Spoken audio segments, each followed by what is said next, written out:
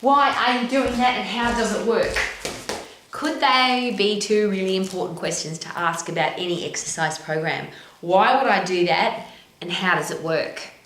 And would it be a really good idea if you learnt your anatomy and physiology, how your own body works? Because as I always ask, this body that you live in, you're going to be living in it for the rest of your life. You can't trade it in, you can't swap it, you can't buy a new one, you have to live in this thing. It's gorgeous and it works amazingly, but wouldn't it be nice to learn how it works so that you could look after it so it stays gorgeous for the rest of your life? And as an old lady, to me, that becomes more and more important every day. So every time I'm bombarded with a new exercise program, and I am every day, I'm sure you are too, new programs, new fads, new fashions, new ideas, new pieces of equipment, new stuff, I always ask the question, why would I do that and how does it work? I only have 24 hours in my day, so do you, haha. And I don't want to waste any time doing stuff that doesn't work. So why would I do that? And I think, let's look at that series of questions. Why am I exercising? So if you have chosen to do an exercise program, as I always ask, should it give you a stack of energy, help you perform at your best, love what you see in the mirror, your body feels good to touch, and you get the results that you want? Surely that's the only reason to exercise. Now, most people don't exercise. 9 out of 10 people in the Western world don't do any exercise at all. Or if they do, it's inconsistent, it's irregular, or they're doing something that isn't going to keep them healthy, fit and strong for the rest of their lives. Don't you think that's sad? I also ask this question, do you brush your teeth every day? Do you have a shower every day? Do you eat food? Do you wear clothes? Do you breathe air? Most people do most of those every day, and some of them you have to do. But exercise seems to be like an addition to life. I always share, I would rather skip a meal, definitely skip a meal than skip an exercise session.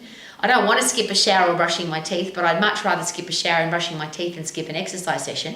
And I often live my life like that, where I have to skip a shower because sometimes we run out of water here out in the country, or I can't brush my teeth. No, I've never not brushed my teeth. But I've also not ever missed an exercise session. And here's the reason why. What are you doing, Rowie? I'm exercising. Why are you doing that? To stay fit, strong, healthy, lean, energetic, have a tight-toned body, have a brain that works, have high self-esteem and self-confidence, be able to think clearly, be creative, have a strong immune system, have a fast metabolism. There's a very long list of reasons to exercise. And maybe that's one of the things that people are not doing. They're not focusing on why would I exercise? What are the benefits of exercise? Maybe a good idea is to look at the reverse. What if I don't exercise? My brain will rot away, my muscles and bones will rot away, so I get osteoporosis, bone thinning disease, osteopenia, muscle wastage disease. That gives me a slow metabolism. It makes me weak and frail. It screws up my immune system, so I'm more likely to get sick. It screws up my brain, so I'm very likely to get anxious, depressed, and have horrible brain diseases, Alzheimer's, dementia, the horrible things that happen to a brain that's wasting away. I'll have low self-confidence and self-esteem because I don't look good and don't feel good. And my life's going to be pretty crap if I don't exercise. Maybe there's some things to consider. So the what is the exercise, but could it be more important? Why would I do that? Why would I want to exercise? Then the question of what should I do? How often should I do it? How long should the exercise program take? What are the best exercises to do? And that's where it gets really complicated because there's so much controversial, contradicting information about all of that, which is why, begging position, if you learn how the human body works, the thing that you have to live in for the rest of your life, this beautiful functioning machine that you have to literally live inside for the rest of your life, wouldn't it be nice to know how it works? And that's where it becomes really simple. Because do you need to move your body? Yes, because if you don't, it rots away. What should you do? Well, you've got to do something to get you fit. You've got to do something to keep you strong. Muscles and bones can't count. Your heart and lungs can't count. So how long you exercise for and how many reps or sets you do is surely irrelevant because your inside of your body can't count and can't, the blind as well can't see.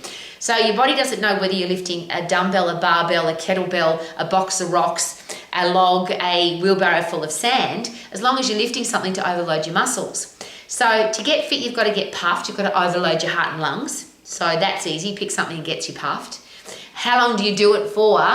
The only energy system in your body that gives you 100%, or lets you work at 100% effort is the phosphate system. That's the fight and flight system, and that only lasts for 10 seconds. So if you do something for 10 seconds that gets you really puffed, Your heart and lungs are blind, they don't know what you're doing. So you could be skipping, jumping, kicking, dancing, playing sport, doing martial arts, running through soft sand, running upstairs. Doesn't matter because your heart and lungs are blind and they can't count. But the phosphated energy system only lasts for 10 seconds. So if you put in hard effort for 10 seconds, you're going to get fit. How do you know that you're fit? You recover quickly from that 10 seconds and you have a low resting heart rate. That's how simple that is. How often should I do strength training? What exercises should I do? How many exercises should I do? How long should I train for? How many times a week should I train? All too complicated. It's not that hard. Overload your muscles and bones and they need time to recover. Because your aerobic system, the energy or the heart and lungs cardiovascular system where you get puffed, that can recover in about 2 minutes. If you put in 100% effort, you can go again in about 2 minutes.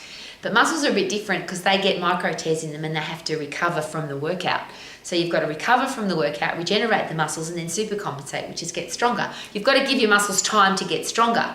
Now, the good news for that is that you don't have to do it very often. You can get huffy-puffy, 100% effort multiple times throughout the day and be a fit, strong, energetic human being.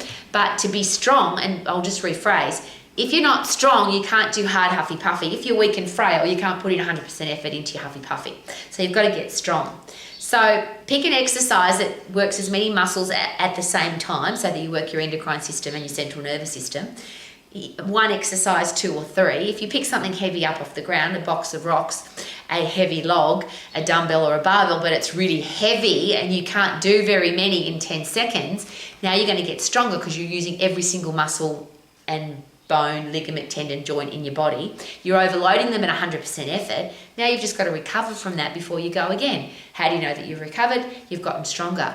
So this process is very, very simple. What should I do? You should get puffed and you should overload your muscles and bones. How many times should I do it? Get puffed as many times as you want to throughout the day so that you are really fit. How many times should I strength train? Well, who knows, because you lift as heavy as you can and then you don't lift as heavy again until you're fully recovered.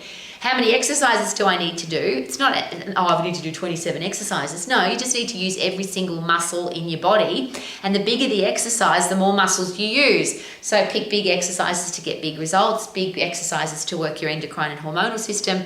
Oh, that's the same thing, by the way. So your endocrine, hormonal, and central nervous system, which fires up all the muscles so that you do get stronger. Give them time to recover.